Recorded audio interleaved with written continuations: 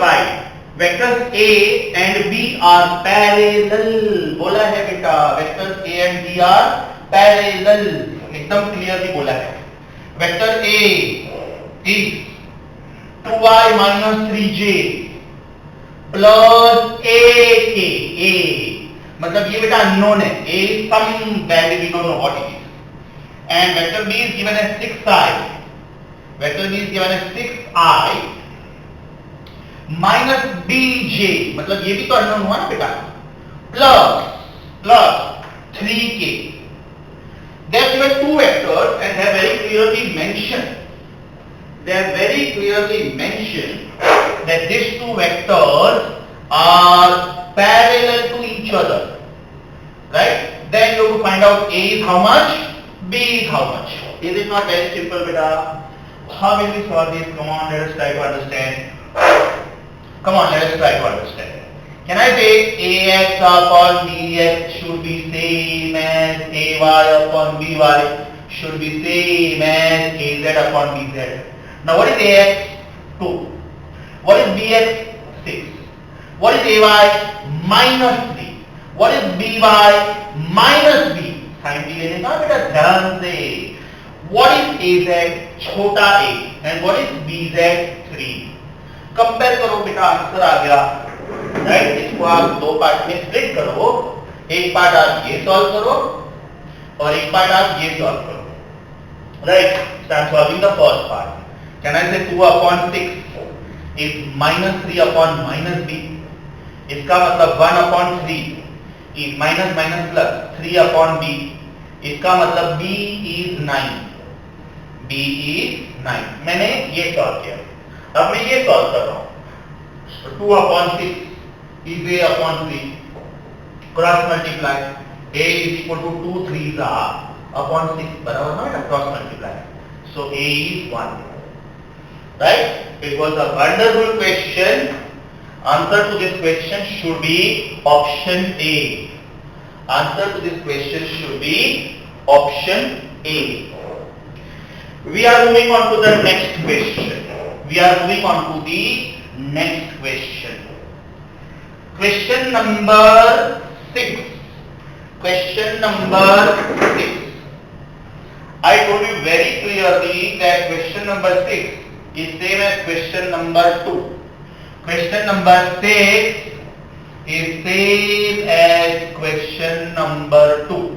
So I am not wasting your valuable time and my valuable time on this. आपका answer आएगा C. एक ऐसा एक दूसरा क्वेश्चन है, question number 11, that is also same as question number 2 और उसका आपका आंसर आएगा C. So question number 6 and 11 on this page are not solving. Question number 7. I'm so sorry. This is vector 4C. Question number 7. Vectors are it's a theory question. Vectors are the physical quantities which are completely described by. Can we say magnitude alone? Wrong. Direction alone? Wrong. Magnitude and direction both. Right? Vectors are those physical quantities which are described by magnitude and direction both. So आपका answer आना चाहिए Delhi. Question number 8. The resultant of two forces 5 Newton and 10 Newton cannot be. एकदम ध्यान से सुनो बेटा. एक force दिया है 5 न्यूटन और दूसरा फोर्स दिया है 10 Newton. Resultant force, don't you think बेटा, it should lie between 5 and 10 का sum and 5 and 10 का difference. इसका मतलब रिजल्टेंट आंसर 15 से ज्यादा नहीं हो सकता और 5 से कम नहीं हो सकता. 15 से ज्यादा नहीं और 5 से कम नहीं. सो पहला ऑप्शन है 12. 5 और 15 के बीच में 12 आता है. यस. दूसरा ऑप्शन है 8, वो भी इसके बीच में आता है. तीसरा ऑप्शन है 4 newton. That means that is a false statement. Right. और चौथा ऑप्शन है 5. तो 5 आया ना बेटा. 5 और 15 के बीच में कोई भी आंसर हो सकता है, इंक्लूडिंग 5 एंड इंक्लूडिंग 15. ध्यान से बेटा, मैंने इधर खाली ये साइन नहीं लिखा है, लेस देन और इक्वल टू लिखा है. यस और नो? तो आपका 8 क्वेश्चन का आंसर हो गया सी। अब यहां पे हम लोग बहुत सारा टाइम सेव कर सकते हैं। मैंने बोला जितना आप अपना खुद का ब्रेन यूज करोगे ना उतना आपके लिए अच्छा है। तो this is again a brain exercise for you. You are going to solve question number 17, question number 21 and question number 26. You are going to solve question number 17, 21 and 26. Right? आपका 17 का आंसर आएगा, मैं सोच रहा हूं नहीं दूं, थोड़ा सस्पेंस रखते हैं क्या? थोड़ा सस्पेंस रखते हैं। काम करो, ये क्वेश्चन आप सॉल्व करो और आंसर मैं नेक्स्ट क्लास में बताऊंगा। तब तक थोड़ा सस्पेंस में रहो कि इसका आंसर क्या हो सकता है। Is that clear? ये आंसर मैं बेटा डिस्क्लोज नहीं करता हूं। चलो let us keep it suspense. Right? Are we now on question number 9? Are we now on question number 9? Sorry, having a little back to question number 9. Question number 9 says that if vectors A and B are such that vector A plus vector B is equal to vector A minus vector B, तो फिर कौन सा option सही है? बहुत cute और simple question है। Can I say बेटा देखो, vector A plus vector B minus vector A plus vector B should be null vector, है ना? ये दोनों को मैंने शिफ्ट किया। याद करो बेटा, मैंने बोला था कि 0 इज द ओनली एक्सेप्शन जिसके ऊपर आप वेक्टर साइन डाल सकते हो, अदरवाइज इसको स्पेलिंग बोलो, 0 वेक्टर या तो नल वेक्टर। ये माइनस ए वेक्टर और ये प्लस बी वेक्टर गया, इसका मतलब twice B vector is null vector and therefore इसका मतलब B vector also is null vector. इसका मतलब आपका आंसर हो गया ऑप्शन दिल्ली। आपका 9th क्वेश्चन का आंसर हो गया ऑप्शन दिल्ली। ये सारे जो भी बेटा आपने एमसीक्यू सॉल्व कर रहा हूं ना, आप ये बीच में वीडियो पॉज करके, मैंने आपको जो 200 पेजेस का बुक बोला ना फेयर बुक बनाने को, उसमें ये सारे सॉल्यूशंस आप कॉपी करोगे, ठीक है? और बाद में ऐसा एक रफ बुक भी मेंटेन करो जिसमें आप क्वेश्चंस खुद से ट्राई करोगे without looking at the solution on your own, honestly, right? Please be extraordinarily honest with yourself. Are you on question number 10? Are you on question number 10?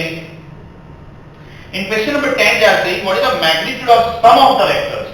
एक vector है बेटा 3i बराबर और दूसरा वेक्टर है 4g।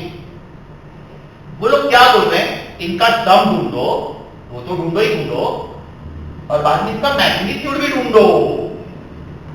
बहुत simple question है बेटा। What is vector p plus vector q? What is vector p plus vector q? First vector which is only on x axis plus second vector which is only on y axis, right? अब इसका magnitude क्या होगा? Vector p plus vector q का size क्या होगा बेटा? Square root of ये वाला ना, square root of sum of squares of components. x component है 3, y कंपोनेंट है 4। आपका आंसर हो गया 9 plus 16 का रूट 25। याद है मैंने फर्स्ट लेक्चर में थोड़ा मस्ती में बोला था कि square root of a number has to be always positive, yes और पॉजिटिव एंड नेगेटिव बोथ। लेकिन बेटा साइज ऑफ द वेक्टर कभी भी नेगेटिव हो ही नहीं सकता है ना, साइज ऑफ द वेक्टर कभी भी नेगेटिव हो ही नहीं सकता है, इसलिए आपका आंसर +5। इसलिए आपका आंसर +5। अभी देखो मैं आपको टेक्निक सिखाता हूं कि इसको विजुअलाइज कैसे करते हैं। ये वेक्टर किधर होगा? सोचते ये बेटा x एक्सिस है, ये y एक्सिस है। x एक्सिस पे एक वेक्टर है जिसका नाम है p and that vector is 3 times i, मतलब ये कोऑर्डिनेट हो गया 3 बराबर। y एक्सिस पे एक वेक्टर है 4j, राइट? इसका नाम दिया है q, 4j। अब सोचो आपका आंसर ये भी नहीं है ना बेटा, आपका आंसर ये हो गया आपका resultant vector r। Is it p plus q? अब लॉजिक अप्लाई करो, मस्त लॉजिक है, ध्यान से देखो बेटा। इसका साइज 3 है, इसका साइज 4 है, तो इसका साइज क्या होना चाहिए? हो गया Pythagoras. 3 square plus 4 square 5 square आ गया था 5। विजुअलाइज करना सीखो। अगर आपके सामने कोई वेक्टर है ना तो कोशिश करो कि उसमें डायग्राम कैसे बनाते हैं। This chapter is not going to lead you throughout physics. Physics का 80 to 85% सिलेबस ऐसा है कि जिसमें ये लगता है। मैथ्स के स्टूडेंट्स को ये चैप्टर फुल फ्लेज अलग नाम ही है वेक्टर्स, मतलब मैथ्स के स्टूडेंट्स ये डबल बार पढ़ने वाले फिजिक्स में भी और मैथ्स में। सो क्वेश्चन नंबर 10 का आपका आंसर हो गया सी। क्वेश्चन नंबर 10 का आपका आंसर हो गया सी। अब मैंने आपको 11 क्वेश्चन खुद से करने को बोला है, राइट? मैंने बोला है it is same as 2। 11th question is same as 2। 12th question, are we on 12th question? 12th question में आप एक काम करो, 12th क्वेश्चन, वेट प्लीज, मैं ना सारी डिटेल्स इधर लिखता हूं बोर्ड पे ताकि आप कंफ्यूज नहीं हो, और मैं चाहता हूं कि मैक्सिमम क्वेश्चंस आप खुद ट्राई करो, राइट? क्वेश्चन नंबर 11 में बेटा हिंट लिखो सेम एज। क्वेश्चन नंबर 12 में हिंट लिखो same as. Question number 11 is same as question number 2। Question number 12 is same as question number 5, right? ये क्वेश्चन आप खुद से ट्राई करोगे। मैं सोच रहा हूं कि असाइनमेंट के एकदम एंड में की रखूंगा, इसको मैं सस्पेंस रखता हूं, नहीं लिखता हूं, की नहीं लिखता हूं। क्वेश्चन नंबर 13 मैंने आपको बोला था it is same as question number 4। हालांकि इसका मैंने आंसर दिया था शायद 13 का आंसर मैंने शायद दिया था, आपका आंसर आएगा डेली। ओके, चलो मैं काम करते 11 12 का आंसर दे देता हूं सी एंड ए, एटलीस्ट आप क्रॉस चेक कर पाओगे, है ना? क्वेश्चन नंबर 14 लेट अस सी, मैंने उसके लिए कुछ बोला था कि नहीं बोला था? क्वेश्चन नंबर 14 एकदम इजी है, नहीं मैंने इसके लिए कुछ नहीं बोला था। आपको रॉन्ग स्टेटमेंट आइडेंटिफाई करना है, रॉन्ग। अब जब हम लोग vector r is equal to vector p plus vector q लिखते हैं तो ये तीनों के ऊपर वेक्टर साइन होना चाहिए कि नहीं, तभी ये ट्रू स्टेटमेंट हो सकता है। अब तो क्वेश्चन नंबर 14 में विच स्टेटमेंट इज रॉन्ग ये ढूंढना है, which statement is wrong. Vector plus vector is a vector, vector minus vector is a vector, resultant vector minus vector is a vector. In short तीनों के ऊपर vector sign होना चाहिए। If you see this question carefully, A, B and D are correct. C is a wrong statement. C is a wrong statement. Question number 15. I am not wasting time on this. It is same as question number 1. और इसका आपका answer आएगा बॉम्बे। इसका आपका answer आएगा Bombay. Okay बेटा, मैं बार बार बोल रहा हूं, आपको जिधर भी डाउट है प्लीज मुझे व्हाट्सएप पे लिख के भेजना कि सर हमने ये ट्राई किया, हमको नहीं आया, वापस समझाओ, I will explain. Question number 16 it's a theory question. वो लोग क्या बोल रहे हैं, can the resultant of two vectors be 0?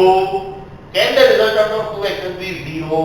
Definitely बेटा, अगर एक वेक्टर ऐसा है सपोज, राइट, लेट अस एक काम करते हैं, ऐसा ऐसा बनता, एक वेक्टर ऐसा है सपोज ये वेक्टर है 2i प्लस 3j, और एक वेक्टर मैंने बिल्कुल उल्टा बनाया b, it is minus 2i minus 3j, exactly negative of vector, right? तो यहां पे vector a plus vector b क्या हो जाएगा बेटा, देखो, is it 2i plus 3j plus minus 2i minus 3j, इसका मतलब 0i प्लस 0j हो गया बेटा ये null vector. So what is the answer? Sum of two vectors can be 0 if and only if they are equal and opposite. They are equal and opposite. अब मैं ना एक स्पेलिंग लिखता हूं ISS. ISS का मतलब होता है if and only if. जब ये पूरा नहीं लिखना होता है ना तो हम लोग ये लिखते हैं, ओके? सो आज के बाद when I write ISS it is if and only if. सो आपका क्वेश्चन नंबर 16 का आंसर हो जाएगा C. आपका क्वेश्चन नंबर 16 का आंसर हो जाएगा C. क्वेश्चन 11 to 16 बेटा लाइन से, इसमें आपको बहुत सारे क्वेश्चन खुद से ट्राई करने हैं, प्लीज हिंट लिख के रखो, राइट।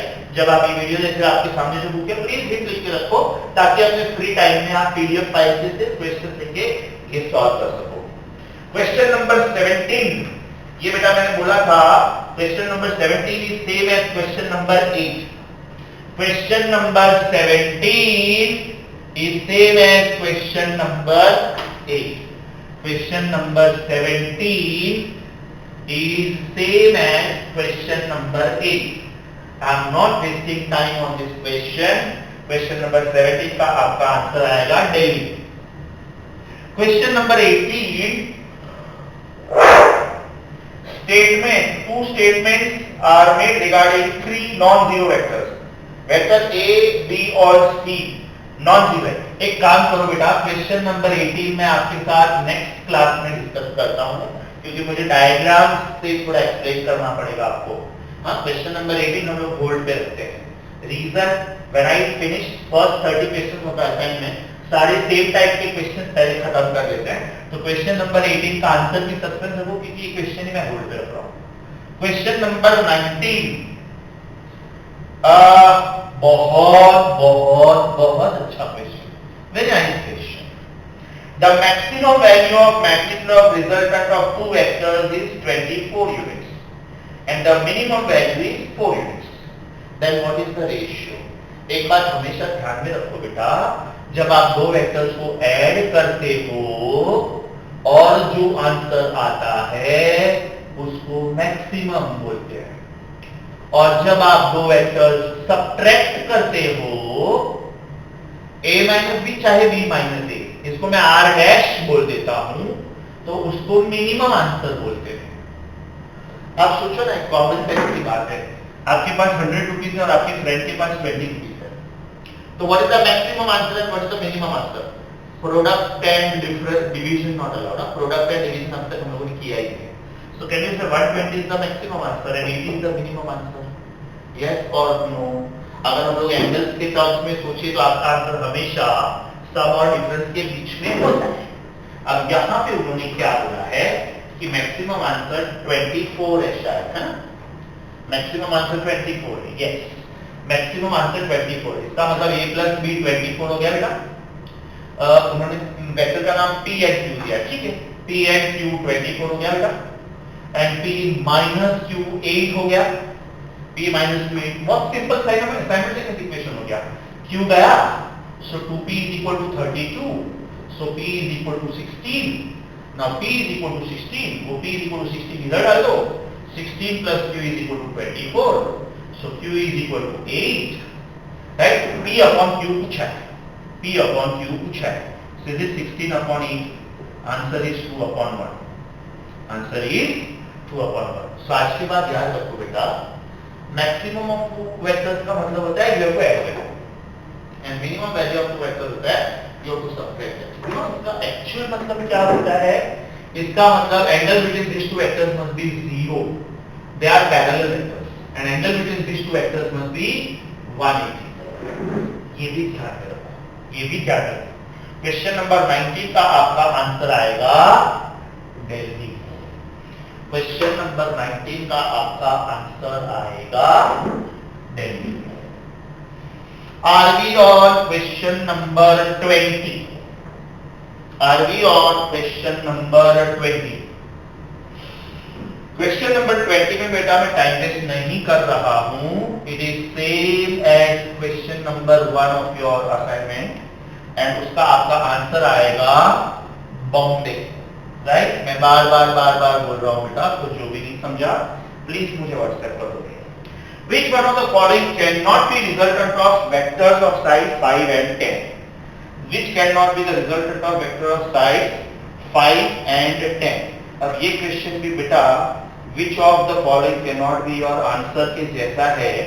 So क्वेश्चन नंबर 21 मैंने क्लियरली बोला ही था, it is same as question number 8, तो इसमें भी मैं टाइम वेस्ट नहीं कर रहा हूँ। Question number 21 is same as 8, आप लोग एक खुद से ट्राई करोगे, आंसर सस्पेंस रखता हूं, राइट? लिख दो, चलो डेली आपका पहला चैप्टर है, ज्यादा स्ट्रेस नहीं लेना है मुझे, हंसते खेलते पढ़ते हैं। क्वेश्चन नंबर 22 बहुत अच्छा question, very nice. Very nice. What is the magnitude of vector obtained by addition of two vectors? पहला वेक्टर है 6i plus 7j. दूसरा वेक्टर है 3i plus 4j. ओके, आपको i के नीचे i लिखना है, j के नीचे j लिखना है. अब ये दोनों को ऐड करना है और फिर उसका मैग्नीट्यूड ढूंढना है. सो what is adding? Resultant vector is vector p plus vector q. Directly कुछ चलेगा बेटा? दिस इज 9i, चेक करो, एंड दिस इज 11j, बराबर ना? अभी बेटा इसका मैग्नीट्यूड क्या आएगा? मैग्नीट्यूड क्या आएगा? Square root of sum of squares of components. इधर 9, इधर 11, 9 स्क्वायर इज 81, 11 स्क्वायर इज 121. आपका आंसर हो गया 202. Square root of 202. याद करो, स्क्वायर रूट ऑफ 196 इज 14, मतलब ये 14 से थोड़ा ज्यादा. वो लोग ऑप्शन 99% ऐसे ही देते हैं, लेकिन थोड़ा आगे सॉल्व करके दिया तो फिर ये आंसर. क्वेश्चन नंबर 22 का आपका आंसर हो जाएगा. क्वेश्चन नंबर 22 का आपका आंसर हो जाएगा. Are you on question number 23?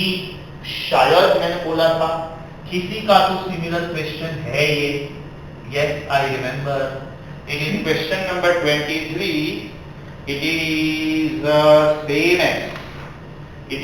Same as question number 4. Question number 23 is same as question number 4. मैं जो भी क्वेश्चन होमवर्क देता हूं ना बेटा, उसका सिमिलर टाइप डेफिनेटली मैंने आपको एक्सप्लेन किया है, उसके बगैर मैं होमवर्क नहीं दूंगा. क्वेश्चन नंबर 23 का आपका आंसर आएगा सी. क्वेश्चन नंबर 23 का आपका आंसर आएगा C. Are you on question number 24? Last page of this assignment ना बेटा, there are 30 questions in this. There is a unit vector given by 0.4i plus 0.7j plus ck. इसका मतलब क्या होता है? एकदम ध्यान से सुनो. पहले मैं सिर्फ वेक्टर बोलता हूँ, इसको यूनिट वेक्टर नाम ही नहीं देता हूँ. ये वेक्टर है 0.4i plus 0.7j plus ck. ये वेक्टर. अब ये यूनिट वेक्टर भी है, ये बोला है उन्होंने, ये यूनिट वेक्टर भी है. यूनिट वेक्टर का मतलब क्या होता है बेटा? इसका साइज 1 होना चाहिए, राइट? तो अभी मैं जब इसका साइज लिखूंगा तो कैसे लिखूंगा? Size of this vector is square root of sum of squares of components ना. तो फिर इधर क्या आएगा बेटा? इधर आएगा 0.4, इधर आएगा 0.7 और इधर आएगा c. c is mister unknown. अब एकदम ध्यान से तो सुनो, इसको तो उन्होंने यूनिट वेक्टर बोला ही है, मतलब इसका साइज 1 है, बराबर ना? यूनिट वेक्टर का साइज क्या होता है? 1. यूनिट वेक्टर का साइज क्या होता है? 1. तो इसका साइज 1 है. 0.4 का स्क्वायर कितना हो गया? 0.4 का स्क्वायर कितना हो गया? 0.16. 0.7 का स्क्वायर कितना हो गया? 0.49. c is the known, right? So ये क्या हो गया बेटा? अब इसका स्क्वायरिंग कर देते हैं. स्क्वायरिंग, तो जब हम लोग स्क्वायरिंग करेंगे 1 square is 1 only, right? 0.16 plus 0.49 is 0.65 plus c square. ये 0.65 इधर ले लो बेटा. So c square is 0.35 and therefore c is root of 0.35. Okay? वापिस एक बार ध्यान से देखो बेटा, थोड़ा टफ क्वेश्चन, थोड़ा tough question. Okay? Unit vector of any vector, unit vector of any vector is vector upon its magnitude. ये story में अपने को इंटरेस्ट नहीं है. उन्होंने ये बोला है कि एक वेक्टर है और वो यूनिट वेक्टर है. तो 0.4i plus 0.7j plus unknown times k is a unit vector. बराबर? मतलब इसका साइज 1 है. तो पहले मुझे इसका भी तो साइज ढूंढना चाहिए ना. इसका size is mod of it. तो इसका साइज कितना? Square root of sum of squares of components, बराबर? तो दिस इज 1, ये बेटा मैंने 0.4 स्क्वायर लिखा, 0.7 स्क्वायर लिखा, नॉन स्क्वायर लिखा, स्क्वायरिंग किया, मेरा आंसर आया c square is 0.35 and therefore c is root of 0.35. Okay, आपका क्वेश्चन का आंसर हो गया c. आपका क्वेश्चन का आंसर हो गया c. Okay, are we on question number 25? एक काम करते बेटा, मुझे ऐसा लग रहा है कि साइज ऑफ दी लेक्चर के हिसाब से थोड़ा लंबा हो जाएगा, राइट? आप लोगों के लिए थोड़ा हेवी हो जाएगा. सो एक काम करते हैं, let us stop here. Let us stop here and I am going to continue from question number 25. From question number 25 in next class. Okay, beta? I will start with that in lecture number 5. Not